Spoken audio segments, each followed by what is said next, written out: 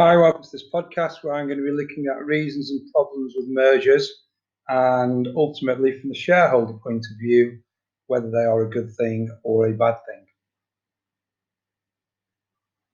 Reasons for mergers, and if you watch the financial news channels, for example, CNBC, you will find that mergers are something that are talked about frequently.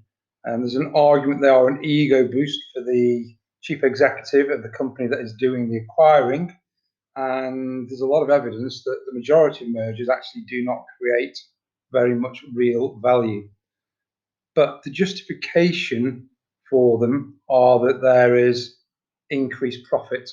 Things like vertical integration, where you buy a competitor, what you would be looking at is generating economies of scale.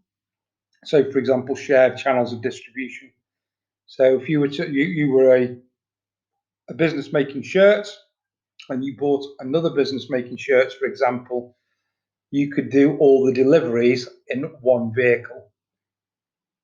And that would reduce or streamline your channels of distribution from the company manufacturing the shirts into the shops. It would also allow shared services. So, for example, you'd only need one finance department, one HR department, and that would then lead to being able to reduce the number of people working in the combined business to less than the sum of the two individual businesses. Now, that's a good and a bad thing. You may not welcome the adverse publicity from a large wave of redundancies. However, ultimately, that is going to reduce the costs, provided the quality of the service provided by things like finance and HR to the business do not reduce. And obviously, things like vertical integration, where you are buying a major competitor, that will eliminate the competition and will increase the power of the business to do things like increasing prices that it perhaps didn't have before the merger, because the competition is removed and therefore people have to buy from the business, whether it's as two brands or two separate brands still. Okay, the choice is that you either buy from this business or you're no longer able to buy the product. As well as increased profits, businesses may well be looking for increased revenue and market share, although long term, that would probably again be to increase market power, so that in the long term, the business, because it's got such a large part of the market share, can produce or can sell rather than produce at a higher price. Occasionally, you will see mergers that are to do with backwards and forward integration. Backward integration would be where you are looking to purchase a supplier. So, for example, if I owned a chain of petrol stations, I might at some point decide to purchase an oil refinery so that I can guarantee and control my supply to those petrol stations. Now, that's not an unlikely scenario because oil refineries are very expensive. And forward integration would be, for example, Michelin, who I used to work for. They owned a series of companies around Europe that do fitting of tyres onto cars. And where that gives you an advantage as a tyre manufacturer is obviously then you can control to a degree what tyres go onto which cars. And that way you can increase your sales and the profits for the tyre making part of the business. Something that's quite common, I've ignored conglomeration because that seems to be something that's out of phase at the moment. You'd probably do it if you're studying economics. But one of the things that you do see an awful lot of now are companies, particularly in the high tech sector, buying similar companies but not exactly the same companies, so that they can then bundle together services to the consumer. So, for example, in the UK, there was Sky Television, who provide, as the name suggests, television programs by satellite, but they also provide their subscribers with options for things like the internet and mobile phones. And the aim is to try and create a one-shop stop or one-stop shop, sorry, for all of your customers so that they can buy all those tech services in one place. And the hope there is that you can therefore upsell to your customers and sell a much wider range of products. That is something that is quite popular at the moment. Again, if you read the financial pages or watch financial TV programs, a lot of the mergers at the moment are in the tech industry. Now, the big criticism of mergers is that they very often fail. Obviously, when one happens, you will notice that every chief executive officer now goes on television and they say, this is a fantastic merger. We're confident we can generate all these savings and all this extra revenue. And this merger, unlike many in the past, is going to be successful.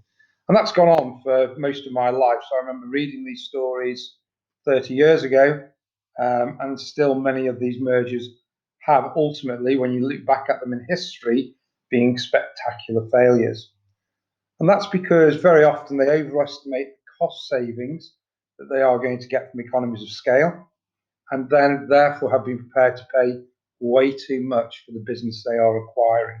So they've overvalued the goodwill element.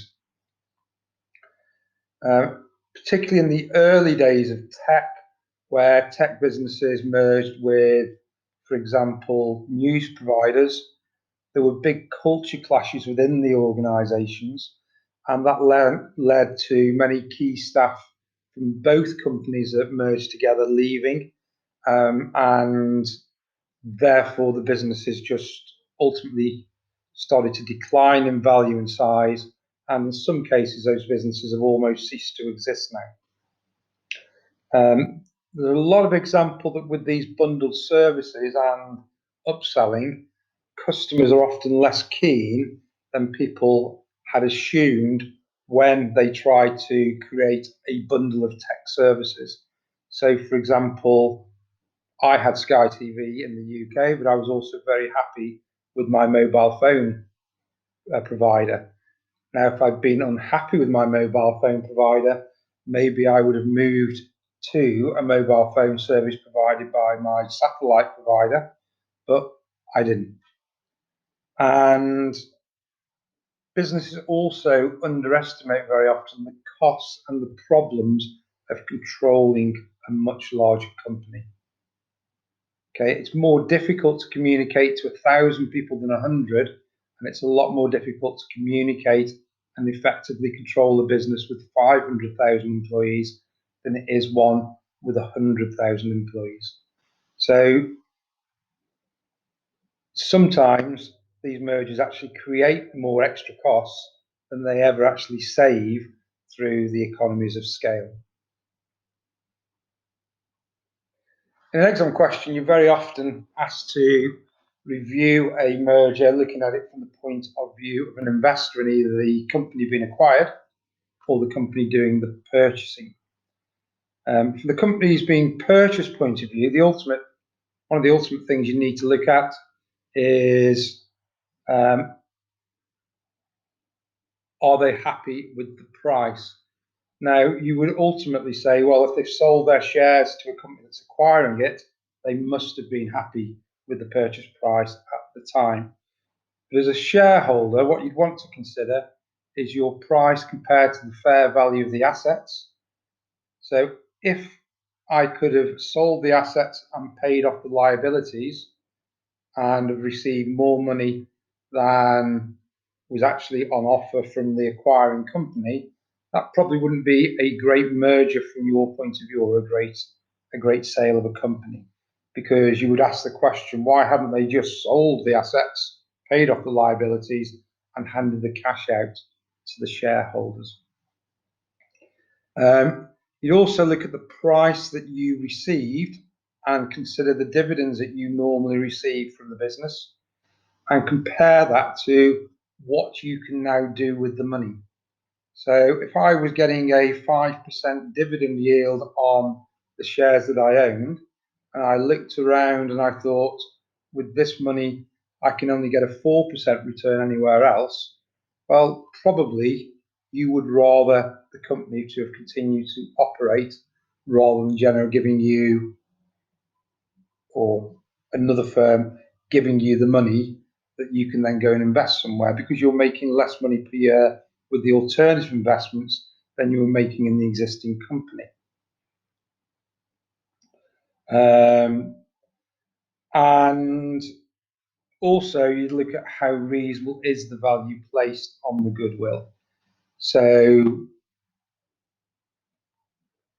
do you think, so for example, as a shareholder of Cadbury when it was acquired by Kraft, do you think that the extra money that you received over and above the asset value of Cadbury's assets and liabilities was really a fair return for that brand? Because you're never going to be able to invest in that brand ever again. Once you allow a company to be acquired by another company, that's pretty much the end of it. That's an investment option you cannot replace.